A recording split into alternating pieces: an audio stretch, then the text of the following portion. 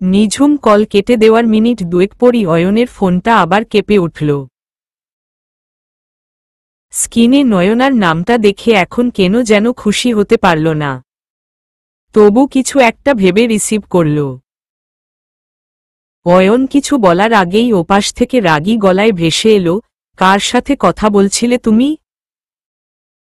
আমি সেই কখন থেকে ট্রাই করে যাচ্ছি। অয়ন বেশ শান্ত আর নির্লিপ্ততা গলায় বলল, নিঝুমের সাথে। নয়না অবাক হয়ে বলল, নিঝুমের সাথে তোমার আবার কিসের কথা? নিঝুমের জ্বর হয়েছে গতরাতে। ওর সহজে জ্বর হয় না, কিন্তু যখন হয় তখন অনেক খারাপ অবস্থা হয়ে যায়। সকালে অসুস্থ দেখে এসেছি, তাই খোঁজ নিতে কল দিয়েছিলাম। নয়না বাঁকা স্বরে বলল, বাবা বউয়ের বেশ খোঁজ খবর রাখো দেখছি। অয়ন কিছুটা রাগী গলায় বলল, এটা কি ধরনের কথা? একজন অসুস্থ মানুষের খোঁজ নেওয়া কি অন্যায়? না, অন্যায় হতে যাবে কেন? থাক সেসব কথা, অফিস শেষে কফি শপে চলে এসো। তোমার সাথে আমার কিছু গুরুত্বপূর্ণ কথা আছে। আজ আসতে পারবো না, একটু তাড়াতাড়ি বাসায় যেতে হবে। আমি তোমার সাথে আগামীকাল দেখা করছি। নয়নাকে কিছু বলার সুযোগ না দিয়ে কল কেটে দিল অয়ন। নয়না হতভম্ব হয়ে তাকিয়ে আছে ফোনের দিকে। চোখের কোণে পানি চিকচিক করছে। আনমনে বলে উঠল, আমি কি তবে ভুল করলাম তোমাদের মাঝে এসে?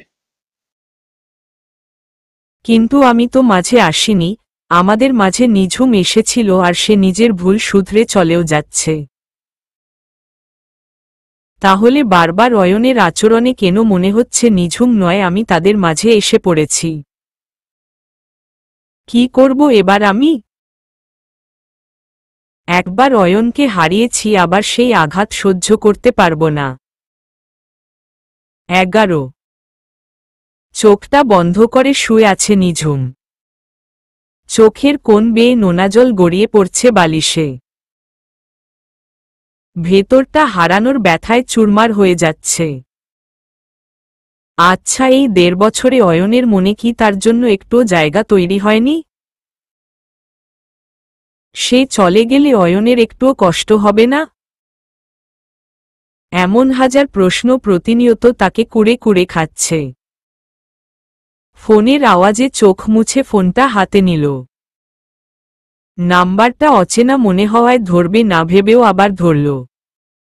আসসালামু আলাইকুম, কে বলছেন? কিছুটা কাপা গলায় উত্তর এলো, ওয়ালাইকুম আসসালাম, আপা আমি সাথী।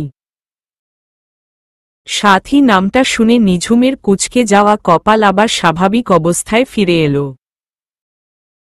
আপা, আপনি আমারে চিনছেন? হ্যাঁ হ্যাঁ চিনেছি, তুমি ফুল বিক্রেতা সাথী তো? গতকালই আমাদের পরিচয় হল। আপা, আপনি বলছিলেন কোনো বিপদে পড়লে যেন আপনারে কল দেই। এত তাড়াতাড়ি আপনারে আমার প্রয়োজন হইব ভাবি নাই। নিজের জীবনের শেষ সম্বল বাঁচানোর জন্যে আপনারে আমার খুব দরকার। আমি জানি অনেক বেশি আবদার কইরা ফালাইছি, কিন্তু এছাড়া আমার আর কোনো পথ চোখে পড়ে নাই।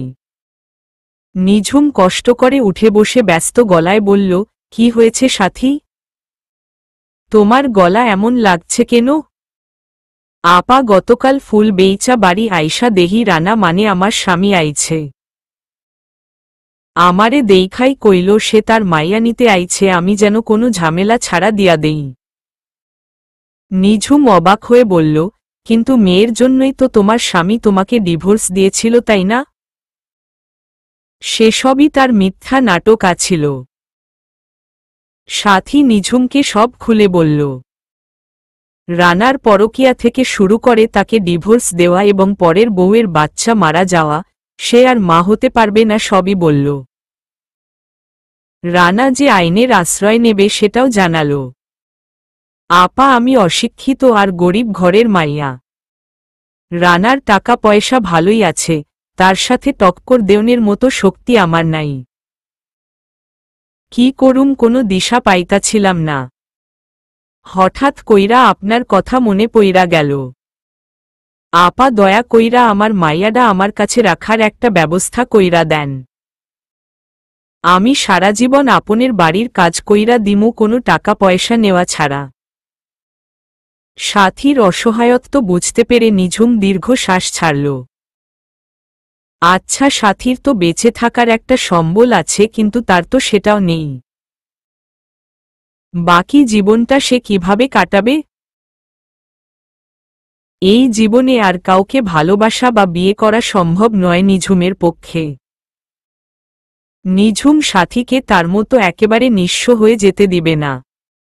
তার মেয়েকে তার থেকে আলাদা হতে দিবে না। সাথীকে আশ্বস্ত করে বলল, চিন্তা করো না সাথী, তোমার মেয়েকে তোমার থেকে কেউ আলাদা করতে পারবে না, আমি আছি তোমার পাশে। সাথী স্বস্তির নিঃশ্বাস ছেড়ে বলল, আপনের এই ঋণ আমি হয়তো কোনোদিন শোধ করা পারুম না, কিন্তু সুযোগ পাইলে একটু হইলেও শোধ করার চেষ্টা করুম। নিঝুম কিছু বলল না উত্তরে।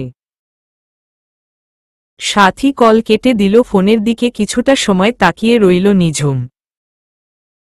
তখনই রুমে প্রবেশ করল অহনা। নিঝুমের হাতে ফোন দেখে বলল, কে কল করেছিল রে নিঝুম? নিঝুম অহনার দিকে তাকিয়ে বলল, আমাদের সমাজে আমার মতো নিঝুমের অভাব নেই মা। যারা ভালোবাসার বিনিময়ে কেবল অবহেলায় পেয়ে যায় সারা জীবন। আমার মতোই আরেক নিঝুম কল দিয়েছিল। অহনা বুঝতে না পেরে বলল, মানে? সাথীর সাথে দেখা হওয়া থেকে শুরু করে সবই বলল নিঝুম। অহনা গোপনে একটা দীর্ঘ শ্বাস ছাড়ল। শুধু সেও একজন নারী, ভালোবাসার বিনিময়ে অবহেলা সেও তো কম পায়নি আর কম পাচ্ছে না। অহনা তাচ্ছিল্যের সুরে বলল, জানিস তো নিঝুম, আমার বিয়ের পর তোর শ্বশুরের আমার প্রতি ভালোবাসার কমতি ছিল না। বিয়ের ৩ বছর পর অয়নের জন্ম, আর তার কিছু মাস পরই অফিস থেকে সিডনি পাঠানো হলো তোর শ্বশুরকে। অয়নের ৫ বছর পর জন্ম হলো তয়নের। যত সময় যেতে লাগলো ভালোবাসাটা কেমন ফিকে হতে লাগলো। সে টাকা কামানোর মেশিনের মতো টাকার পিছনে ছুটতে লাগলো। সেখানে গিয়ে আর আমি ২ ছেলেকে নিয়ে ব্যস্ত হয়ে গেলাম। কিন্তু দিন শেষে একাকিত্ব আমাকে ঘিরে ধরত। তার দেখা পাওয়ার জন্য আমাকে মাসের পর মাস চাতক পাখির মতো তাকিয়ে থাকতে হতো। অবশেষে যখন আমাদেরও তার সাথে সিডনি নিয়ে গেল, ভাবলাম এবার হয়তো দূরত্বটা একটু ঘুচবে। কিন্তু তা যেন স্বপ্নই থেকে গেল তার স্বপ্নগুলোর ভিড়ে। এই সে দেখা এত টাকার পাহাড় তৈরি করেছে, তবু তার টাকার ক্ষুধা মেটেনি। এই বয়সে এসেও সে পড়ে আছে এক দেশে আর আমি আরেক। ইচ্ছে হলে সপ্তাহে একবার ফোন দিয়ে ২ মিনিট কথা বলে। হ্যাঁ, এভাবেই আমি কাটিয়েছি আমার ৩৩ বছরের সংসার জীবন। নিঝুম অহনার দিকে তাকিয়ে তার চোখে ব্যথার সমুদ্র দেখতে পেল। নিঝুম নিজের শ্বশুর আর দেবরকে বিয়ের সময় দেখেছিল ৪-৫ দিনের মতো। তারপর তোফায়েল আহমেদ একবার আসলেও ২ দিনের বেশি থাকেনি। তবে তয়ন আর আসেনি। তয়ন নিঝুমের থেকে বছর ২-১ বড় হবে হয়তো। নিঝুম ব্যথিত গলায় বলল, সব সময় আমরাই কেন ভালোবাসার আগুনে পুড়ে ছারখার হই মা? কারণ আমাদের ভালোবাসার পরিমাণ একটু বেশিই হয় তাই। তবে কিছু ভাগ্যবতী আছে যাদের ভালোবাসা হার মানে স্বামীর ভালোবাসার কাছে। তবে তারা সংখ্যায় খুব কমই হয়, আর তারাই ভাগ্যবতী। আর একটা কথা জানিস নিঝুম, আমার তয়নটা তার বাবার মতো হয়েছে, যার ভেতরে ভালোবাসার পরিমাণ খুবই কম। তবে অয়নটা আমার মতো হয়েছে, সে ভালোবাসতে জানে। কিন্তু আফসোস, সে তার সবটুকু ভালোবাসাই অপাত্রে দান করেছে। নীরবতায় কেটে গেল অনেকটা সময়। নিঝুম ভাবছে বাইরে থেকে কারো ভেতরটা বোঝা যায় না। উপরটা দেখে মনে হতেই পারে মানুষটা খুব সুখী, কিন্তু ভেতরের খবর নিলে জানা যায় সবটাই নিখুঁত অভিনয়ে। অহনা হঠাৎ বলে উঠল, এই দেখ, গল্পে গল্পে তোর জন্য আনা স্যুপের কথা ভুলেই গেছি। একদম ঠান্ডা হয়ে গেছে দেখ। এটা তো খেতে একদমই ভালো লাগবে না এখন। তুই বস, আমি আবার গরম করে আনছি। নিঝুম অসহায় মুখ করে বলল, মা এটা একদম বাজে খেতে। আমি খাবো না প্লিজ। অহনা কঠিন গলায় বলল, খাবে কি খাবে না সেটা আমি বুঝে নিব। অহনা চলে গেলে নিঝুম সেদিকে তাকিয়ে রইল। অহনা না থাকলে নিঝুম এই বাড়িতে এতদিন হয়তো থাকতে পারত না। অহনার সাথে থাকলে মায়ের কথা যেন ভুলেই যায় নিঝুম। অয়নটা ঠিক থাকলে নিঝুমের মতো সুখী সংসার হয়তো আর কারোই হতো না। একটু পরই অহনা আবার হাজির হল স্যুপের বাটি হাতে। সেটা দেখেই মুখ কুঁচকে ফেলল নিঝুম। খাবো না করলেও অহনা কয়েক চামচ খাইয়ে দিল জোর করে। মা আর খাবো না প্লিজ। অহনা চোখ গরম করে বলল, এটা শেষ কর, তারপর আবার ফল খেতে হবে। ডক্টর কি বলেছে কানে যায়নি? ডক্টর তো কত কথাই বলে, সব কি শুনতে আছে?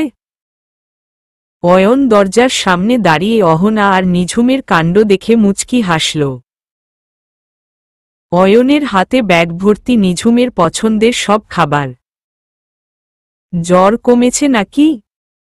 গলায় জোর তো বেশ ভালোই আছে মনে হচ্ছে। অয়নের কথায় দুজনেই দরজার দিকে তাকাল। তাদের কোলাহল মুহূর্তেই নিশ্চুপ হয়ে গেল, যেন মেঘের আগমন ঘটল। অহনা নিঝুমের সামনে আবার এক চামচ তুলে অয়নের উদ্দেশ্যে বলল, তুমি এখানে কি করছ? অয়ন হাসি মুখে বলল, নিঝুমের পছন্দের সব খাবার নিয়ে এসেছি। অয়নের কথা শুনে নিঝুম অহনার হাত থেকে স্যুপের বাটি নিয়ে সবটা নিজেই খেয়ে নিল। অয়ন আর অহনা দুজনেই বেশ অবাক হয়ে তাকিয়ে আছে। নিঝুমকে এসব খাবার খাওয়ানোর জন্য রীতিমতো যুদ্ধ করতে হয়, আর আজ সে নিজেই সবটা খেয়ে নিল। নিঝুম বাটিটা অহনার হাতে দিয়ে বলল, আমার পেট ভরে গেছে মা, আর কিছু খেতে পারবো না। আমি মেডিসিন খেয়ে নিব, তোমরা বরং এসো এখন। আমার মাথাটা খুব ধরেছে।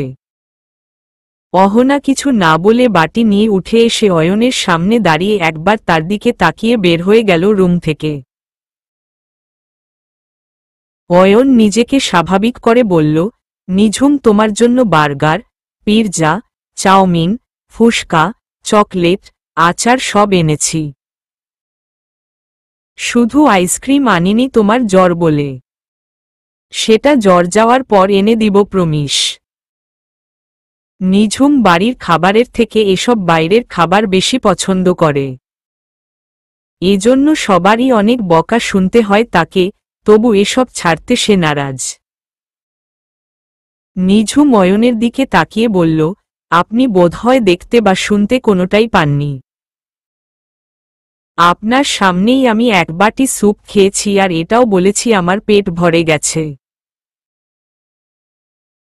অয়ন মলিন মুখে বলল, কিন্তু আমি আপনাকে আগেই বলেছিলাম আমাকে নিয়ে আপনার আর না ভাবলেও চলবে।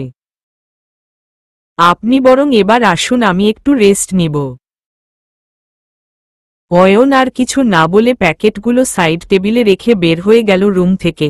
নিঝুম সেগুলোর দিকে একবার তাকিয়ে তাচ্ছিল্যের হাসি দিল। অয়ন রুমে গিয়ে সোজা বেকনিতে চলে গেল। রকিং চেয়ারে বসে চোখ বন্ধ করে ফেলল। এগুলোর জন্যই তো সে একদিন কত কথা শুনিয়েছিল নিঝুমকে। তবু নির্লজ্জের মতো খেয়েছিল নিঝুম। সেদিনের কথা ভেবে অতীতে ডুব দিল অয়ন। 12 জ্বরের ঘোরে সারাদিন বিছানায় পড়েছিল নিঝুম, কিন্তু রাত হতেই জ্বর কিছুটা কমল তার। নিঝুমের জ্বর, তাই সে বেডে শুয়ে আছে আর অয়ন সোফায় শুয়ে পড়ার প্রস্তুতি নিচ্ছে। নিঝুম অয়নের দিকে তাকিয়ে একটা শুকনো বুক বিলে বলল, শুনুন না, একটা কথা ছিল। অয়ন বিরক্তি নিয়ে বলল, কান খোলা আছে বলে ফেলো, শুনতে পাচ্ছি। আমার না খুব আচার খেতে ইচ্ছে করছে, একদম ঝাল ঝাল আচার। অয়ন চমকে নিঝুমের দিকে তাকিয়ে আবার ঘড়ির দিকে তাকাল। ঘড়ির কাঁটায় তখন রাত 11টা। তা দেখে অয়ন বলল, এত রাতে তোমার জন্য আচার কোথায় পাবো আমি? বাদরামি না করে চুপচাপ ঘুমাও। নিঝুম রেগে বলল, আপনি যদি এখন আমাকে আচার এনে না খাওয়ান, তাহলে আমি সকালে সবাইকে বলবো আপনি আমাকে রাতে মেরেছেন, খাবার খেতে চেয়েছি বলে। অয়ন চোখ বড় বড় করে বলল, আমি কখন তোমায় মারলাম? সেটা আমি জানি, বাকি কেউ তো জানে না। আর সবাই কিন্তু আমার কথা বিশ্বাস করবে, কারণ আপনি যে রাগী আর আমাকে দেখতে পারেন না সেটা সবাই জানে। তুমি কি আমাকে ব্ল্যাকমেইল করছো? যা ইচ্ছে মনে করতে পারেন, তবে এসব কথা লোকে জানলে আপনার মানসম্মান থাকবে? সবাই কত ভালো জানে আপনাকে, তাই না? অয়ন নিঝুমের দিকে রাগী লুক নিয়ে তাকিয়ে গাড়ির চাবি নিয়ে বের হয়ে গেল। তা দেখে নিঝুম মুচকি হাসল। আধ ঘন্টা পর অয়ন ফিরল আচার নিয়ে। নিঝুমের সামনে ঠাস করে রেখে সোফায় গিয়ে শুয়ে পড়ল। নিঝুম একটা একটা প্যাকেট খেতে লাগল। জ্বরের মুখে আচার খেতে ভালোই লাগল তার। খেয়ে শুয়ে পড়ল, কিন্তু ঘুম আসছে না। অনেকটা সময় এপাশ ওপাশ করে আবার উঠে বসল। আপনি কি ঘুমিয়ে পড়েছেন? বেডের উপর যেভাবে রেসলিং খেলে চলেছ, এভাবে কি ঘুমানো সম্ভব? আমার না চাউমিন খেতে ইচ্ছে করছে। আবারও একই রিয়াকশনে তাকালো অয়ন। যেতে না চাইলে নিঝুম নানা কথা বলে ভয় দেখিয়ে পাঠাল, কিন্তু জ্বরের তেতো মুখে খুব একটা খেতে পারল না। একটু পর আবার আরেকটা খাবে বলল। অয়নও বাধ্য হয়ে এনে দিল, এবারও আগের মতোই খেতে পারল না। একটু পর আবার আরেকটার নাম বললে অয়ন এবার ভয়ঙ্কর রেগে গেল। সব একসাথে বলতে পারো না? তোমার কি মনে হয় আমি তোমার মতো সারাদিন পড়ে পড়ে ঘুমিয়েছি? এখন একটু রেস্ট নিব আর তোমার নাটক শুরু হয়ে গেছে। আমাকে কি তোমার ডেলিভারি বয় মনে হচ্ছে? নিঝুম ভয়ে গুটিসুটি মেরে বসে রইল। সেই কি করবে? অনেক পুরনো অভ্যাস এটা তার। সেই সারারাত বাবাকে এভাবেই জ্বালাত। কিছুই খেতে পারত না, কিন্তু মনে হতো এটা খেতে পারবো, ওটা খেতে পারবো। সামনে আসলে আর খেতে পারত না। এদিকে পেটের ক্ষুধায় ঘুমও আসত না। নিঝুম ছোট্ট করে বলল, সরি, কিছু লাগবে না। নিঝুম গুটিসুটি মেরে শুয়ে পড়লে অয়ন হাত ধরে টান দিয়ে বসিয়ে দেয়। টেবিল থেকে একটা পেপার আর কলম হাতে দিয়ে বলল, লিখে দাও কি কি খাবে। নিঝুম লিখতে না চাইলে অয়ন জোরে ধমক দেয়। নিঝুমও ভয় পেয়ে দু একটা নাম লিখল, কিন্তু আর মনে পড়ছে না। সে কি ভেবে চিনতে বলে নাকি? যখন যেটার কথা মনে হয় সেটা এনে দিতে বলে। কিন্তু এখন তো কিছুই মনে আসছে না। অয়ন আবারও ধমক দিল। নিঝুম তাড়াতাড়ি আরও কয়েকটার নাম লিখল কাপা হাতে। শেষ হয়েছে কিনা অয়ন জিজ্ঞেস করলে মাথা নাড়িয়ে বুঝায় হয়ে গেছে। পেপারটা হাতে নিয়ে আবার বের হয়ে যায় অয়ন। বেশ অনেকটা সময় পর ফিরে এসে সবগুলো ছুঁড়ে মারে নিঝুমের সামনে। রেগে বলে, গিলতে থাকো এবার ইচ্ছে মতো, আর দয়া করে আমাকে বিরক্ত করবে না। অপমানে চোখে পানি চলে আসে নিঝুমের। জেদ করে সব খেতে থাকে আর এক হাতে চোখ মুছতে থাকে। কিন্তু জোর করে খেয়ে একটু পরই বমি পেয়ে যায়। কোনোমতে দৌড়ে ওয়াশরুমে গিয়ে গড়গড় করে বমি করে দেয়। ফুটবল শরীরটা যেন আরো নেতিয়ে যায়। অয়ন উঠে বসে মাথা নিচু করে ফ্লোরের দিকে কিছুটা সময় তাকিয়ে রইল। তারপর উঠে গিয়ে সাইড টেবিলে রাখা পানির মগ থেকে গ্লাসে পানি নিয়ে 2 গ্লাস পানি খেয়ে নিল। হ্যাঁ, রাগটা এবার অনেকখানি কমে গেছে। ওয়াশরুমের দিকে তাকিয়ে দীর্ঘ শ্বাস ছেড়ে এগিয়ে গেল সেদিকে। নিঝুম বেসিন ধরে দাঁড়িয়ে আছে মাথা নিচু করে। ওয়াশরুমে ঢুকেই গা ঘিন ঘিন করে উঠল অয়নের। ফ্লোরে বমি করে ভাসিয়ে ফেলেছে একদম। নাম কুঁচকে এগিয়ে গিয়ে নিঝুমের কাঁধে হাত রাখল। হয়েছে নাকি আরো বমি করবে? নিঝুম কিছু না বলে চুপচাপ সেভাবেই দাঁড়িয়ে রইল। অয়ন নিঝুমের দুবাহু ধরে বলল, চলো রুমে চলো। নিঝুম ঘুরে দাঁড়িয়ে এক পা আগাতেই চোখে অন্ধকার দেখল। অয়ন ধরে রাখায় তার বুকেই ঢলে পড়ল। নিজের বুকের সাথে চেপে ধরে গালে থাপ্পড় দিয়ে কয়েকবার ডাকল অয়ন, কিন্তু কোনো সাড়া না পেয়ে বাধ্য হয়ে কোলে তুলে নিল। বেডে শুয়ে দিয়ে উঠে দাঁড়াল। মুখটা যেন শুকিয়ে একটুখানি হয়ে গেছে মেয়েটার। অয়ন বেডে বসে পড়ল ক্লান্ত ভঙ্গিতে, মাথা ধরে গেছে তার। ঘড়ির দিকে তাকিয়ে দেখল 2টো বাজতে কিছু সময় বাকি আছে। সকালে আবার অফিসে যেতে হবে তার। 13 খাবার দিয়েছি, এসে খেয়ে নাও তাড়াতাড়ি।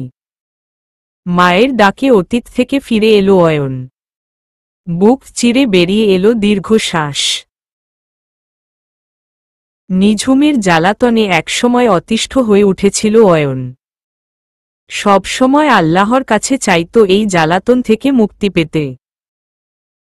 অথচ আজ সেই দিনগুলো বড্ড বেশি মিস করছে নিঝুমের দুষ্টুমিগুলো।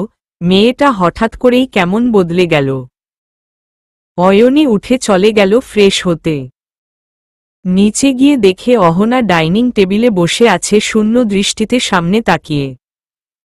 অয়ন একটা চেয়ার টেনে বসে বলল, তুমি খেয়েছ? সেটা তোমার জেনে কাজ নেই। নিজের খাওয়া নিজে খাও, অন্যের খোঁজ নিয়ে কাজ নেই। অয়ন নিচের দিকে তাকিয়ে বলল, তুমি এমন করে কথা বলছো কেন মা? অহনা এবার অয়নের দিকে তাকিয়ে বলল, আমি এখনো তোমার সাথে কথা বলছি, সেটাই তোমার সৌভাগ্য। অয়ন অবাক চোখে তাকালো মায়ের দিকে। অহনা উঠে দাঁড়িয়ে খুশিকে ডেকে বলল, খুশি, যা লাগে এগিয়ে দিস। অহনা চলে গেলে অয়ন সেদিকে তাকিয়ে রইল কিছুটা সময়। অহনা অয়নকে একটু বেশি ভালোবাসে, কারণ অয়ন সবসময় তার সাথেই ছিল। তয়ন তার থেকে আলাদা থাকত পড়াশোনার জন্য, কিন্তু অয়ন মাকে একা রেখে কোথাও যায়নি। তাই ভালোবাসাটা একটু বেশি। কখনো অয়নের সাথে এভাবে কথা বলেনি অহনা। খাবার না খেয়েই উঠে রুমের দিকে চলে গেল সে। খুশি বিড়বিড় করে বলল, প্রতিদিন নতুন নতুন নাটক হয় এই বাড়িতে। এভাবেই কেটে গেল বেশ কিছুদিন। নিঝুম নিজেকে অনেকটা দূরে সরিয়ে নিয়েছে অয়নের থেকে। যেখানে মায়া বাড়িয়ে লাভ না হয় সেখানে মায়া কাটাতে শিখতে হয়। নিঝুম জানে সে কখনো অয়নের মায়া কাটিয়ে উঠতে পারবে না, তবু চেষ্টা করে যাচ্ছে প্রতিনিয়ত। অহনাও প্রয়োজন ছাড়া কথা বলে না অয়নের সাথে। এদিকে নয়নার বাসা থেকে বিয়ের চাপ দিচ্ছে। নিঝুম ডিভোর্সের জন্য পরিচিত লয়ারের সাথে যোগাযোগ করেছে। 3 মাস সময় লাগবে ডিভোর্স লেটার হাতে পেতে। নিঝুম চাইলেই নিজের বাড়ি চলে যেতে পারে, কিন্তু এখনই সবাইকে জানিয়ে ঝামেলা তৈরি করতে চাইছে না। তবে নিঝুমের বাবা মা সবই জানে, তারা বারবার চলে যেতে বলছে, কিন্তু নিঝুম যাচ্ছে না। অহনা আর অয়ন ব্রেকফাস্ট করছে। টেবিলে পিনপতন নীরবতা বিরাজ করছে। তখনই নিঝুম নিজের রুম থেকে বের হলো একদম রেডি হয়ে। পায়ের ক্ষত অনেকটাই শুকিয়ে গেছে, তবু একটু খুঁড়িয়ে হাঁটতে হয়। জ্বর সেরেছে 2 দিন হল, তবে শরীর এখনো অনেক ফুরবল। অহনা নিঝুমকে দেখে বলল, তুই কোথায় যাচ্ছিস? নিঝুম স্বাভাবিক গলায় বলল, বাইরে কিছু জরুরি কাজ আছে। এই ফুরবল শরীর নিয়ে কোথায় যেতে হবে না তোমার, একদম সুস্থ হয়ে যাও, তারপর যা কাজ আছে সব করো। নিঝুম মলিন হেসে বলল, হাতে যে সময় খুব একটা নেই মা। অয়ন আর অহনা দুজনেই অবাক চোখে তাকালো নিঝুমের দিকে। তার কথার মানে বুঝতে পারেনি কেউ। অহনা অবাক হয়ে বলল, মানে? রানা পুলিশ নিয়ে সাথীর বাসায় গিয়েছিল। মেয়েটা ফোন করে অনেক কাঁদছে, ওর মায়ের অবস্থাও নাকি খুব খারাপ। এইসব ঝামেলায় না জড়ালেই হয়তো ভালো হতো। একটা অসহায় মেয়ে আমার কাছে সাহায্য চেয়েছে। ওকে সাহায্য না করলে সারা জীবন নিজের কাছে অপরাধী হয়ে থাকব মা। যদি সাহায্য করার মতো উপায় আমার না থাকতো তাহলে অন্য কথা ছিল, কিন্তু সুযোগ থাকা সত্ত্বেও সাহায্য না করে থাকতে পারব না। আমার মতো নিঃস্ব হতে দিতে পারি না আরও একটা মেয়েকে। অয়ন খাবার মুখে দিচ্ছিল, কিন্তু নিঝুমের শেষের কথাটা শুনে হাত থমকে গেল। সত্যি কি সে নিঝুমের জীবনটা নষ্ট করে দিয়েছে? অহনার মুখটা মলিন হয়ে গেল মুহূর্তে। ঠিক আছে, কিছু খেয়ে যা। অনেকদিন পর বাইরে যাচ্ছি, আজ একটু বাইরে খেতে ইচ্ছে করছে। তোকে কতবার বলেছি বাইরের খাবার খাওয়া এবার একটু কমা, কিন্তু আমার কথার কোনো দামই নেই। জীবনের সবচেয়ে প্রিয় জিনিসটাই ছেড়ে দিল ম, এগুলোও একদিন ছেড়ে দিব। আমি আসছি মা, আজ ফিরতে একটু লেট হবে। নিঝুম এগিয়ে গেলে অয়ন পেছনে থেকে বলল, কোথায় যাবে? আমি ড্রপ করে দিচ্ছি। নিঝুম অয়নের দিকে তাকিয়ে মুচকি হেসে বলল, তার প্রয়োজন নেই মিস্টার অ্যাটিটিউড। আপনার দামি গাড়ি আমার গন্তব্যে যাবে না। সাথী আপনাদের মতো প্রাসাদে না বস্তিতে থাকে, আর তাছাড়া নয়না আপু দেখলে মাইন্ড করতে পারে। কথাটা বলে নিঝুম চলে গেল, আর অহনাও। অয়ন একা বসে রইল টেবিলে। নিঝুমের এমন কথাবার্তা একটুও মেনে নিতে পারছে না সে। নিঝুমের সেই নিষ্পাপ হাসিটা দেখা হয় না অনেক দিন হল। সরু গলি দিয়ে রিকশা ঢুকে গেল বস্তির ভেতর, আশপাশের নোংরা গন্ধে পেট ফুলে যাচ্ছে নিঝুমের। মাস্কের উপর ওড়না চেপে ধরল। সামনে মানুষের ভিড় দেখে কপাল কুঁচকে গেল নিঝুমের। ঠিকানা অনুযায়ী এটাই সাথীর বাড়ি, কিন্তু এখানে এত মানুষ কেন?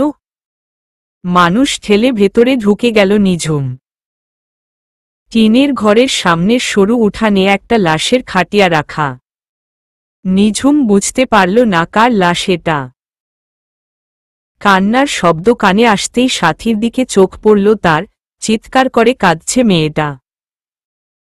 কান্নার স্বরে বলছে, আমারে এই দুঃখের সাগরে ভাসাইয়া দিয়া তুই স্বার্থপরের মতো চইলা গেলি মা। আমারে এতিম কইরা তুইও নিজের সুখ খুইজা নিলি। নিঝুমের চোখ টলমল করছে পানিতে। এটুকুই তো মাথার উপর ছায়া ছিল মেয়েটার। আল্লাহ তাও কেড়ে নিল, এবার একা একটা মেয়ে কিভাবে এই সমাজে টিকে থাকবে? মুখোশধারী শেয়াল শকুনের অভাব নেই আমাদের সমাজে। সাথীর মতো যুবতী মেয়ে একা থাকলে এরা সুযোগ পেলে ছিঁড়ে খাবে। সাথীর পাশেই ছোট একটা বাচ্চা কোলে নিয়ে বসে আছে একটা মেয়ে। বাচ্চাটাই হয়তো তিথি, দেখতে সাথীর মতোই সুন্দর, আর কি নিষ্পাপ মুখ। মায়ের কান্না দেখে মেয়েটাও কেঁদে মুখ লাল করে ফেলেছে। নিঝুম এগিয়ে গিয়ে সাথীর কাঁধে হাত রাখল। সাথী মাথা তুলে নিঝুমকে দেখে ডুকরে কেঁদে উঠল। আপা, আমার মা চইলা গেছে আমার একা ফালাইয়া। সাথীকে সান্ত্বনা দেওয়ার ভাষা জানা নেই নিঝুমের। তাই সাথীকে নিজের বুকে জড়িয়ে নিল। সাথী কাঁদতে লাগল চিৎকার করে। দাফন হয়ে গেলে ধীরে ধীরে মানুষের ভিড় কমে গেল। রয়ে গেল শুধু নিঝুম আর রিনি। সাথী তখন চুপচাপ নিঝুমকে জড়িয়ে বসে আছে আর রিনির কোলে তিথি। রিনি কিছুতেই তিথিকে সামলাতে পারছে না, আর সাথী এখন মেয়েকে সামলানোর মতো অবস্থায় নেই। নিঝুম রিনিকে বলল সাথীকে ধরতে, আর সে তিথিকে কোলে তুলে নিল। মেয়েটাকে কোলে নিতেই শরীর জুড়ে এক শীতল হাওয়া বয়ে গেল নিঝুমের, আর বুকটা হাহাকার করে উঠল। এমন একটা দিন তার জীবনে আর কখনো আসবে না। খুব করে স্বপ্ন দেখেছিল ছোট্ট এক পরীর হাত ধরে পাশাপাশি হাঁটবে অয়নের সাথে, কিন্তু সে স্বপ্ন কখনো পূরণ হওয়ার নয়। নিঝুম তিথিকে বুকের সাথে মিশিয়ে রাখল। মেয়েটাও যেন মায়ের ছায়া খুঁজে পেল নিঝুমের কোলে। চুপটি করে নিঝুমের বুকে শুয়ে রইল। এ যেন অদৃশ্য কোনো আত্মার সম্পর্ক তাদের। হঠাৎ রিনি বলে উঠল, তোমার হাতে তো জাদু আছে। নিঝুম তাচ্ছিল্যের হাসি দিয়ে বলল, আমি হাত দিয়ে যা ছুঁই তাই দুঃখ হয়ে যায়। প্রথম কোনো সুখের আভাস পেলাম কিছু ছুঁয়ে। কিছুটা সময় নিঝুমের দিকে তাকিয়ে রইল রিনি। নিঝুম রিনির সমবয়সী কিংবা বছর খানেকের বড় হবে। রিনি খুব চালাক মেয়ে। নিঝুমের হাসি খুশি মুখের আড়ালের কষ্টটা যেন দেখতে পেল তার চোখে। সাথীর দিকে তাকিয়ে বলল, তুমি একা এই বাড়িতে থাকবে কি করে ভাবি? বস্তির বখাটেগুলো আগে থেকেই তোমার পিছু পড়ে আছে। নিঝুমের কপালেও চিন্তার ভাঁজ পড়ল এবার। ছোট বাচ্চাটা নিয়ে সাথী একা কিভাবে থাকবে এখানে? নিঝুম গভীর চিন্তায় ডুবে গেল। 14 বাবা মা এখনো নিঝুমের কথা জানে না অয়ন। তবু তারা তোমাকে বিশ্বাস করতে পারছে না। যদি নিঝুমের কথা একবার জানে তাহলে কি করবে বুঝতে পারছো তুমি? তার জন্য আমি এখন কি করতে পারি? তোমাকে কিছু করতে হবে না, শুধু এটুকু বলো নিঝুম আর কতদিন তোমাদের বাসায় থাকছে? নয়না, তুমি আদৌ আমাকে বিশ্বাস করো, ভালোবাসো? নয়না ব্যস্ত গলায় বলল, এটা কেন বলছো? নিঝুম নিচের একটা রুমে থাকছে আর আমি দোতলায়। প্রয়োজন ছাড়া নিজের রুমের বাইরেও বের হয় না কখনো। নিঝুম সব সত্যি না বললে তুমি কখনো আমাকে বিশ্বাস করতে না। এত কিছুর পরও তুমি নিঝুমকে নিয়ে দ্বিধাদ্বন্দ্বে পড়ে আছো? নয়না মনে মনে বলল, তোমাকে কি করে বুঝাই আমার ভয় নিঝুমকে নিয়ে নয় বরং তোমাকে নিয়ে। মুখে বলল, আমি সেভাবে বলিনি। ডিভোর্স লেটার হাতে পেয়ে গেলেই নিঝুম চলে যাবে, চিন্তার কিছু নেই। নয়না অয়নের এক হাত নিজের হাতের মুঠোয় নিয়ে বলল, তুমি আমার উপর রাগ করো না প্লিজ। না না, রাগ করিনি। চলো ওঠা যাক, অনেক রাত হয়ে গেছে। চলো।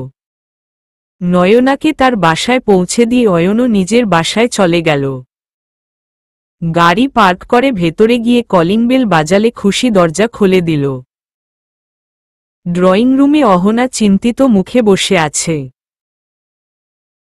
এত রাত হলো এখনো নিঝুম বাড়ি ফেরেনি আর ফোনও অফ বলছে। অয়ন অহনাকে দেখে রুমে না গিয়ে তার দিকে এগিয়ে গেল। কি হয়েছে মা, তোমাকে চিন্তিত লাগছে? অহনা চিন্তিত গলায় বলল, নিঝুম এখনো বাড়ি ফেরেনি। অয়ন হাত ঘড়িতে দেখল রাত 10:30 বাজে। নিঝুম তো এত রাত পর্যন্ত বাইরে থাকার মেয়ে না। ফোন করেছিলে? অনেকবার ট্রাই করেছি, অফ বলছে বারবার। অয়নও যেন চিন্তায় পড়ে গেল এবার। কিছুক্ষণ ভেবে বলল, আন্টিদের বাসায় যেতে পারে, সেখানে একবার জিজ্ঞেস করে দেখতে। এটা আমিও ভেবেছিলাম, কিন্তু পরে চিন্তা করলাম সেখানে না গিয়ে থাকলে ওরাও চিন্তায় পড়ে যাবে। আর নিঝুম ওখানে গেলে তো আমাকে বলেই যেত। আচ্ছা ঠিক আছে, আমি দেখছি। অয়ন বের হওয়ার জন্য দরজা খুলতেই নিঝুমকে দেখতে পেল, সে কেবলই কলিং বেল বাজাতে যাচ্ছিল। অয়ন রাগী গলায় বলল, এত রাত পর্যন্ত কোথায় ছিলে? নিঝুম ভ্রু কুঁচকে বলল, তা দিয়ে আপনার কি প্রয়োজন বলুন তো? মা চিন্তায় চিন্তায় অস্থির হয়ে যাচ্ছিল। সেটা আমি মায়ের সাথে বুঝে নিব। এখন আপনি রাস্তা ছাড়ুন, ভেতরে যাব। আমার প্রশ্নের উত্তর এখনো পাইনি আমি। নিঝুম অয়নের দিকে তাকিয়ে শান্ত গলায় বলল, আমাকে প্রশ্ন করার আপনি কে? তুমি বোধহয় ভুলে যাচ্ছ আমি তোমার হাজবেন্ড। নিঝুম তাচ্ছিল্যের হাসি দিয়ে বলল, সেটা শুধুমাত্র কাগজে কলমে, তাও আর মাত্র 2 মাস 15 দিনের জন্য। অয়ন রেগে বলল, তুমি কিন্তু বেশি বাড়াবাড়ি করছো এবার। বাড়াবাড়িটা আপনি করছেন, আমি নই। আপনি কি চাইছেন বলুন তো? 2 নৌকায় পা দিয়ে চলতে ইচ্ছে করছে। বাইরে গার্লফ্রেন্ডকে সময় দিচ্ছেন, আবার বাড়িতে আমার উপর ও স্বামীর অধিকার ফলাতে আসছেন। আপনার মনে হয় না আজকাল আমার বিষয়ে একটু বেশি মাথা ঘামাচ্ছেন আপনি? আমি যেখানেই যাই আর যার সাথেই যাই আপনার কিছু আসে যাওয়ার কথা তো নয়। অহনা এগিয়ে এসে বলল, এত লেট হবে একবার ফোন করে জানাবি তো। তোর চিন্তায় আমার মাথা খারাপ হয়ে যাচ্ছিল। নিঝুম অয়নের দিকে শান্ত দৃষ্টিতে তাকিয়ে তার পাশ কাটিয়ে ভেতরে ঢুকে গেল। ব্যাগটা সোফায় রেখে ক্লান্ত ভঙ্গিতে বসে বলল, সরি মা, আসলে এত ঝামেলায় তোমাকে জানানোর কথা মনেই ছিল না, আর যখন মনে হলো তখন দেখি ফোন অফ হয়ে গেছে চার্জ শেষ হয়ে। অয়ন এতক্ষণ দরজার সামনেই স্তব্ধ হয়ে দাঁড়িয়েছিল। এবার বড় কদমে নিজের রুমের দিকে পা বাড়াল। অহনা সেদিকে পাত্তা না দিয়ে নিঝুমকে বলল, এত লেট হলো কেন? বস্তিতে গিয়ে দেখি সাথীর মা মারা গেছে। কি বলিস, কিভাবে? ক্যান্সার ধরা পড়েছে বেশ কয় মাস আগে। টাকার অভাবে চিকিৎসা করতে পারেনি। আজ ভোর রাতেই শেষ নিঃশ্বাস ত্যাগ করেছে। অয়ন নিঝুমের কথা শুনে সিঁড়িতে গিয়ে দাঁড়িয়ে গেল আর চুপচাপ শুনতে লাগল। সাথী এখন কেমন আছে? মাথার উপর এতদিন তাও মায়ের ছায়া ছিল, কিন্তু এখন একদম একা হয়ে গেছে। বস্তির বখাটে ছেলেদের বাজে নজর ছিল সাথীর উপর। ওখানে একা থাকা ওর জন্য নিরাপদ না। তাই কি করা যায় সেটা ঠিক করতেই এত সময় লাগল। সাথী এখন কোথায় আছে? আমাদের বাড়িতে রেখে এসেছি। অহনা অবাক হয়ে বলল, তোদের বাড়ি? হ্যাঁ, মা অনেকদিন ধরে বলছিল একটা কাজের মেয়ে দরকার। সাথী এখন থেকে আমাদের বাসায় থাকবে আর মায়ের কাজে হেল্প করবে। আর তাছাড়াও মা সবসময় বাসায় একা থাকে, তার একজন সঙ্গীও হল। তুই বরং এখানেই নিয়ে আসতি। নিঝুম মুচকি হেসে বলল, এখানে আমি কতদিন আছি তারই ঠিক নেই, আবার ওকে আনব। উত্তরে অহনা আর কিছু বলতে পারল না। অয়ন ঘুরে তাকাল নিঝুমের দিকে, মেয়েটার চোখে পানি টলমল করছে। নিঝুম আবার বলল, বস্তির অনেকে ঝামেলা করছিল। বলছিল 40 দিনের আগে সাথী ওই বাড়ি ছেড়ে যেতে পারবে না। আসলে ওই বখাটেগুলো উস্কানিমূলক কথা বলছিল আশপাশের মানুষকে। তাই বেশ ঝামেলা হয়েছে সাথীকে আনতে, তাই এত লেট। আচ্ছা তুই তো ক্লান্ত, একটু ফ্রেশ হয়ে আয়, আমি খাবার দিচ্ছি। আমি খেয়ে এসেছি, এখন রেস্ট নিব। ঠিক আছে, তাহলে রুমে যা। নিঝুম অহনার দিকে তাকিয়ে মুচকি হেসে রুমে চলে গেল। অয়ন সেদিকে এবার তাকিয়ে নিজেও রুমে চলে গেল। নিঝুম রুমে গিয়ে ফ্রেশ হয়ে বেকনিতে গিয়ে বসল। আশপাশটা অন্ধকারে ছেয়ে আছে, সামনের রাস্তায় 2-একটা গাড়ি সাকরে চলে যাচ্ছে খুব দ্রুত। নিঝুম চোখ বন্ধ করে লম্বা একটা নিঃশ্বাস নিল। জীবনে যা চেয়েছে খুব সহজে পেয়ে গেছে সব সময়। বাবা মায়ের একমাত্র সন্তান নিঝুম, তাই তার কোনো চাওয়া কখনো অপূর্ণ রাখেনি তারা। নিঝুমের বাবা বড় পর্যায়ের একজন সরকারি কর্মকর্তা। জীবনটা সবসময় খুব সহজ ছিল নিঝুমের জন্য। অয়নকে চেয়েছিল নিঝুম, তাকেও সহজে পেয়েছে। সত্যি পেয়েছে কি? অয়ন তার জীবনে আসার পর বুঝতে পেরেছে না পাওয়ার যন্ত্রণা কাকে বলে, পেয়েও না পাওয়ার কষ্টটা কেমন। আজ তিথিকে কোলে নিয়ে নিজের অক্ষমতার কষ্টটা কেমন সেটাও উপলব্ধি করতে পেরেছে। হ্যাঁ, নিঝুম কখনো মা হতে পারবে না। আর এটাই কারণ অয়নকে তার ভালোবাসার মানুষের কাছে ফিরিয়ে দেওয়ার। সময়ের সাথে হয়তো অয়ন একদিন ঠিক মেনে নিত নিঝুমকে, কিন্তু যখন জানতে পারত নিঝুম কখনো মা হতে পারবে না, তখন নিঝুম সারা জীবন তার চোখে অপরাধী হয়ে থাকত। তাকে বাবা ডাক থেকে বঞ্চিত করার অধিকার নেই নিঝুমের। নিঝুম আনমনে বলে উঠল, আমার মনের খাঁচায় মরিচা ধরেছে। সে হারিয়েছে নিজের সৌন্দর্য। ভেতরে বন্দি রাখা পাখিটা কেমন ছটফট করছে ছাড়া পাওয়ার আশায়। এত সুন্দর পাখিটা মরিচা ধরা খাঁচায় যে মানায় না। পাখিটার ছটফটানি আর সহ্য হয় না। কোনো এক তপ্ত দুপুরে তাকে মুক্ত করে দিল ম। সে উড়ে চলে গেল চোখের পলকে। নিজ পছন্দের স্বর্ণ খাঁচা ঠিক খুঁজে নিল।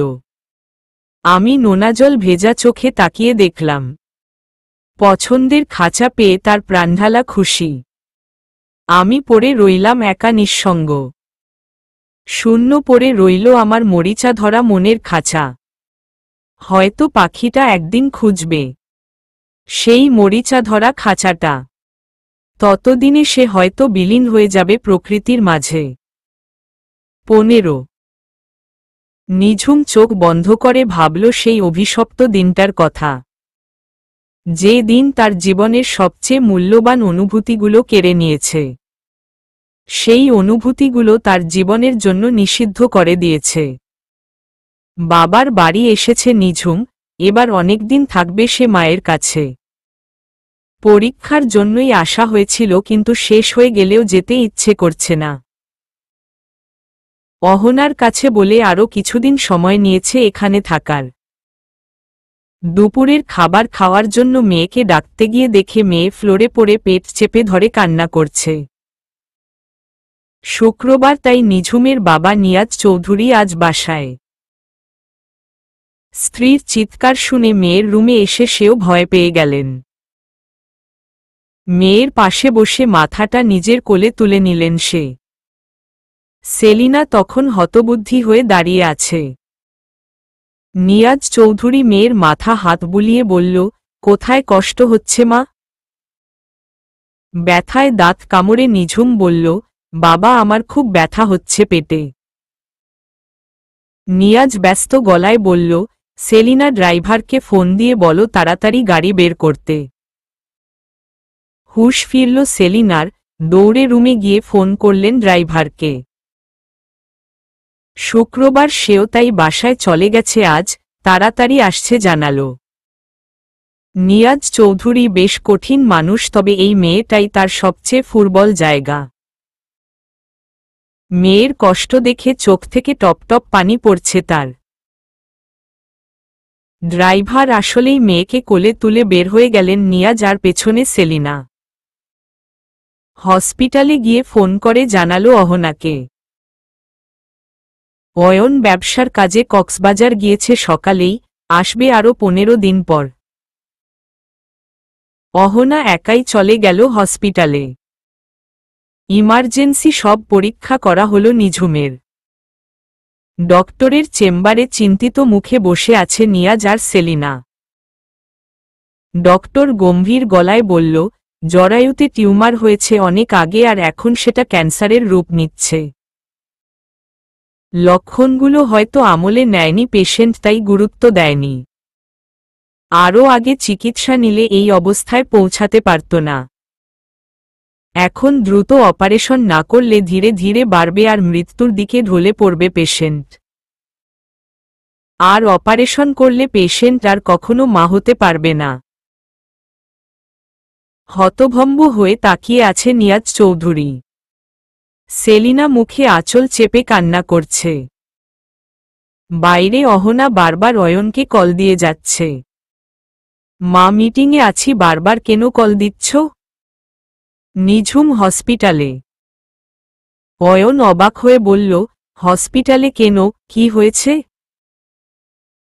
জানি না, হঠাৎ অসুস্থ হয়ে পড়েছে। অয়ন এবার বিরক্ত হয়ে বলল, অসুস্থ হয়েছে, ডক্টর দেখলে ঠিক হয়ে যাবে। এতে ব্যস্ত হওয়ার কি আছে? আমাকে আর বিরক্ত করো না। অহনার কোনো কথা না শুনে কল কেটে দিল অয়ন। নিয়াজের কাছে সবার আগে তার মেয়ে, তাই ডক্টরকে বলল যে কোনোভাবে তার মেয়েকে বাঁচাতে। অপারেশনের পর নিঝুমের সব বিপদ কেটে গেলেও চিরদিনের মতো মা হওয়ার ক্ষমতা হারিয়ে ফেলে। ধীরে ধীরে সুস্থ হয়ে ওঠে, কিন্তু প্রতিনিয়ত মনে হতে থাকে সে অয়নের জীবন নষ্ট করছে, আর এসব কিছুই না জানা সত্ত্বেও অয়নের অবহেলাও দিন দিন বাড়তে থাকে। অয়ন যেদিন সব জানতে পারবে তখন তো নিঝুম তার কাছে অপরাধী হয়ে যাবে। তাই ঠিক করে নেয় সে চলে যাবে অয়নের জীবন থেকে। নিয়াজ, সেলিনা আর অহনা ছাড়া নিঝুমের ব্যাপারে আর কেউ কিছু জানে না। নিঝুম মেনে নিয়েছে নিজের নিয়তি। এটাও ঠিক করে ফেলেছে ডিভোর্সের পর বাবা মার সাথে অনেক দূরে চলে যাবে। অয়নের সামনে যেন কোনোদিন পড়তে না হয় তাকে। অয়নের উপর তার কোনো অভিযোগ নেই, সে নিজের ইচ্ছেতে না গেলে অয়ন তাকে কখনো তাড়িয়ে দিতে পারত না। তাই সে নিজেই চলে যাচ্ছে অয়নের জীবন থেকে। অয়নের বিয়ের খবর পেয়ে নয়না অয়নকে ছেড়ে চলে গিয়েছিল। নিঝুম নয়নাকে জানিয়েছে তার সাথে অয়নের কেবল কাগজ কলমের সম্পর্ক, সে অয়নকে তার কাছে ফিরিয়ে দেবে। তাই ফিরে এসেছে নয়না। আজ নয়না ফোন করেছিল, বলল তার বাবা মা তাকে বিয়ের জন্য চাপ দিচ্ছে। অনেক ভেবেচিন্তে নিঝুম আরও একটা কঠিন সিদ্ধান্ত নিয়েছে। আগামীকাল সকালেই সেটা সবাইকে জানাতে হবে। আজানের মিষ্টি ধ্বনি কানে যেতেই ঘুম ভেঙে গেল নিঝুমের। কিছুটা সময় সেভাবেই শুয়ে রইল বেডে। আজান শেষে চারদিকে আবার নিস্তব্ধতা বিরাজ করতে লাগল। নিঝুম উঠে ওয়াশরুমে চলে গেল, ফ্রেশ হয়ে ওজু করে নামাজ পড়ে নিল। মোনাজাতে সবার ভালো চাইলেও নিজের জীবন উপরওয়ালার হাতে ছেড়ে দিল। উপরওয়ালার যেটা ভালো মনে হয় তাই যেন হয় তার সাথে। মোনাজাত শেষ করে মুখে হাত রাখতেই বুঝতে পারল চোখে নোনা জলের অস্তিত্ব। জায়নামাজ ভাঁজ করে রেখে রুম থেকে বের হয়ে গেল। ছাদে চলে গেল, সকালের স্নিগ্ধ বাতাসে মন জুড়িয়ে যাচ্ছে তার। খানিকটা শীতল বাতাস বইছে চারপাশে, এ যেন শীতের পূর্বাভাস। এত সকালে এখানে কি করছো? নিঝুম ঘুরে তাকিয়ে অয়নকে দেখতে পেল।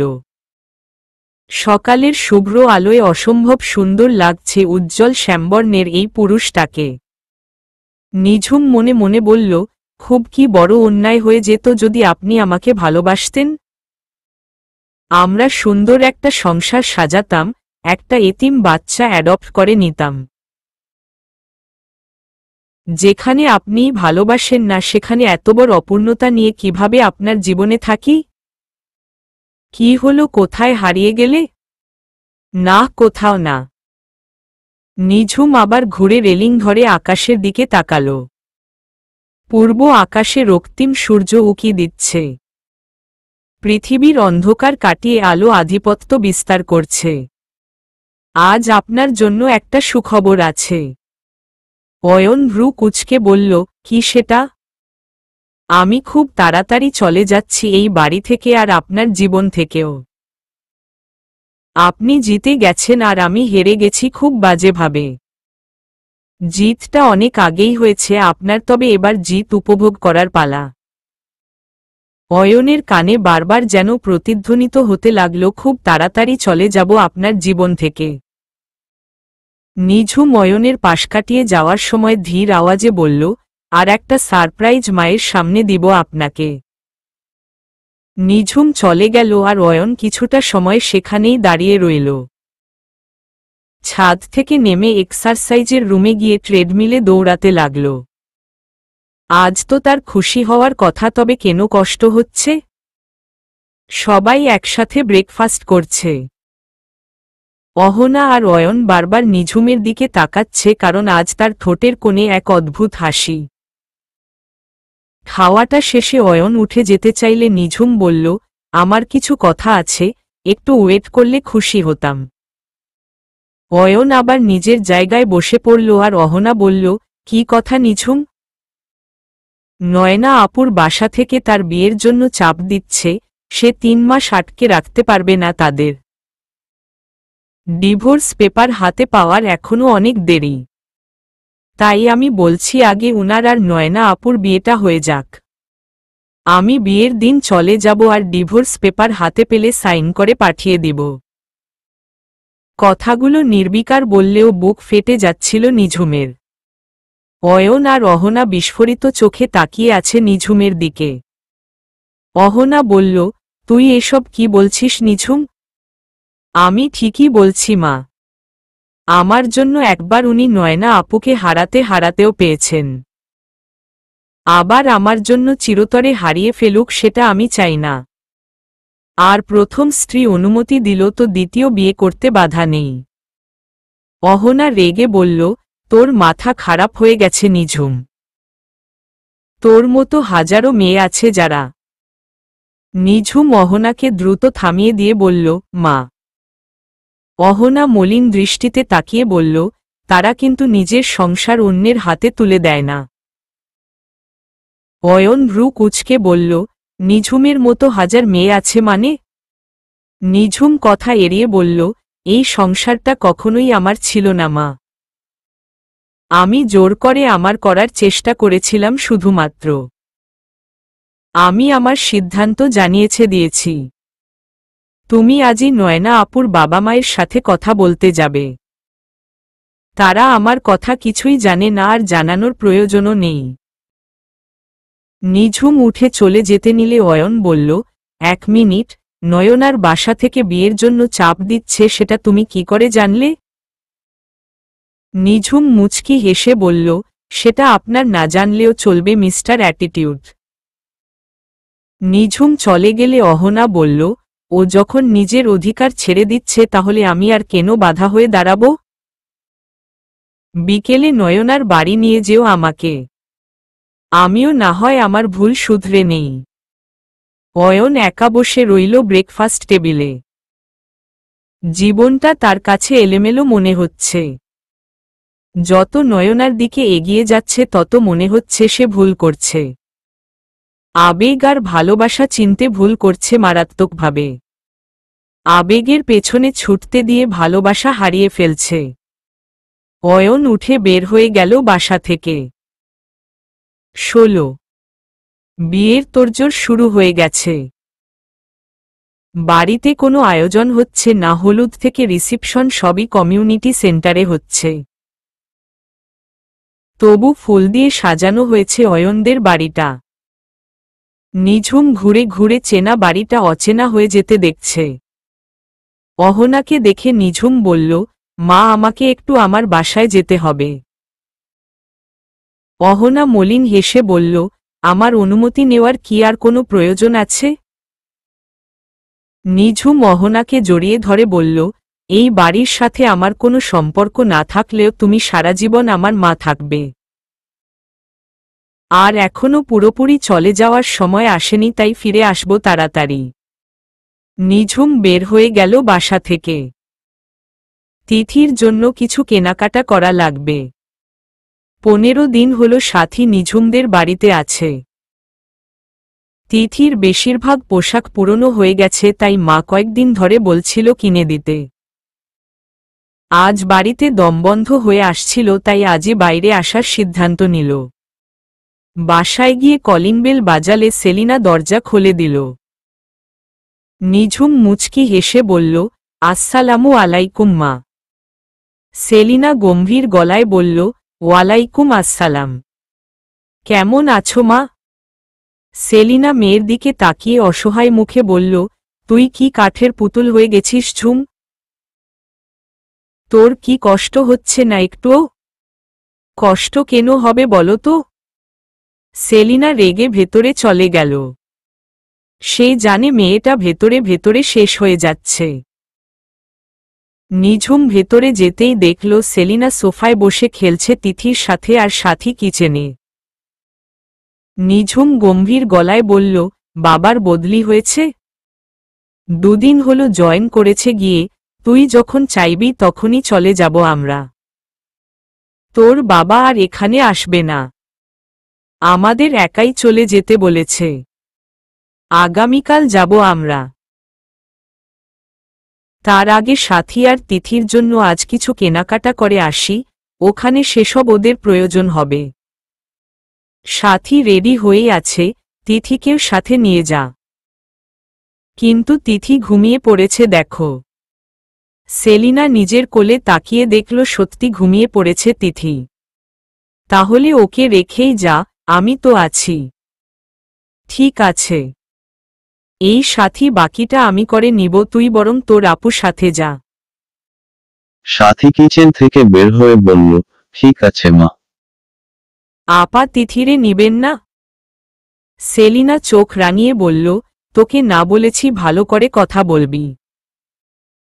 আপা কি? হ্যাঁ, সুন্দর করে আপু বলবি। আমি সমাজের কাছে তোকে নিজের ছোট মেয়ে বলে পরিচয় দিয়েছি, তাই নিজেকে সেভাবে তৈরি কর। সাথী কৃতজ্ঞতার দৃষ্টিতে তাকিয়ে বলল, আমার মতন কপালপোড়ার ভাগ্যে এত ভালোবাসা আছিল বুঝি নাই কখনো। সেলিনা আবার রেগে বলল, না এভাবে হবে না। এই মেয়ের জন্য একটা টিউটর রাখতে হবে। ঝুম এবার যা, তো না হলে লেট হয়ে যাবে আসতে। নিঝুম মুগ্ধ হয়ে দেখছিল সাথী আর মায়ের খুনসুটি। সেলিনা এত তাড়াতাড়ি সাথীকে এতটা আপন করে নেবে ভাবতে পারেনি নিঝুম। নিজের বাবা মায়ের উপর গর্ব হয় নিঝুমের। তিথিকে রেখে সাথীকে নিয়ে শপিংয়ে গেল নিঝুম। নিজের কষ্টগুলো থেকে একটু পালিয়ে বাঁচার চেষ্টা মাত্র, আর হাতেও সময় নেই। আগামীকাল অয়ন বর সেজে বের হয়ে যাওয়ার পরই নিঝুমও চলে যাবে অয়নের থেকে অনেক অনেক দূরে। যেখান থেকে অয়ন চাইলেও আর নিঝুমকে খুঁজে বের করতে পারবে না। নিঝুমও পাগল, অয়ন তাকে খুঁজতে যাবেই বা কেন? সাথীর জন্য পোশাক কিনতে গিয়ে থমকে গেল নিঝুম। যে কষ্টগুলো থেকে সে পালিয়ে বেড়াতে চাইছে সেগুলোই তার পিছু পিছু চলে আসে। নয়নার তো এখন পার্লারে যাওয়ার কথা ছিল হলুদের সাজের জন্য। সে অয়নের সাথে শপিং মলে কি করছে? নিঝুম সাথীকে পছন্দ করতে বলে একটু এগিয়ে গিয়ে আড়ালে দাঁড়ালো যাতে অয়ন বা নয়না তাকে দেখতে না পায়। অয়ন, তুমি একটা পছন্দ করে দাও না প্লিজ। অয়ন বিরক্ত হয়ে বলল, পছন্দ করে হলুদের জন্য লেহেঙ্গা পাঠানো হয়েছিল তোমাকে। তাহলে এখন এখানে আসার মানে কি? নয়না মলিন মুখে বলল, আমি জানি লেহেঙ্গাটা নিঝুমের পছন্দের, তাই সেটা পরে আমি আমার হলুদের অনুষ্ঠান করতে চাই না। নিঝুমের চোখ টলমল করে উঠল নয়নার কথায়। নয়না কি তাকে তাদের জন্য অশুভ করে করছে? নয়না কি জানে বুকে কতটা কষ্ট চাপা দিয়ে নয়নার জন্য প্রত্যেকটা বিয়ের কেনাকাটা করেছে সে। সে তো করতে চায়নি, অয়ন জোর করেছিল তাকে, হয়তো কাটা গায়ে নুনের ছিটা দিতে। এতদিন নিঝুম তাকে তেতো কথা বলেছে তার প্রতিশোধ নিতে। অয়নের গায়ের হলুদের পাঞ্জাবিটাও নিঝুমের পছন্দ করা। নিঝুম চোখ মুছে সেখান থেকে চলে যেতে নিলে অয়নের কথা শুনে দাঁড়িয়ে গেল। অয়ন গম্ভীর গলায় বলল, নিঝুমের পছন্দের বর বিয়ে করতে পারছ আর নিঝুমের পছন্দের লেহেঙ্গা পরতে পারবে না। নয়না অবাক হয়ে বলল, অয়ন কি হয়েছে তোমার? তুমি এভাবে কথা বলছো কেন? অয়ন অন্যমনস্ক হয়ে বলল, জানি না কি হয়েছে আমার, তবে এটুকু বলতে পারি আমি ভালো নেই। ভালো থাকতে পারছি না আমি, কিছুতেই না। অয়ন বের হয়ে গেল সেখান থেকে। নিঝুম আর নয়না দুজনেই অবাক চোখে তাকিয়ে রইল তার যাওয়ার পানে। একটু পর নয়নাও ছুটল তার পিছনে। নিঝুম দীর্ঘ শ্বাস ছেড়ে এগিয়ে গেল সাথীর দিকে। চলবে।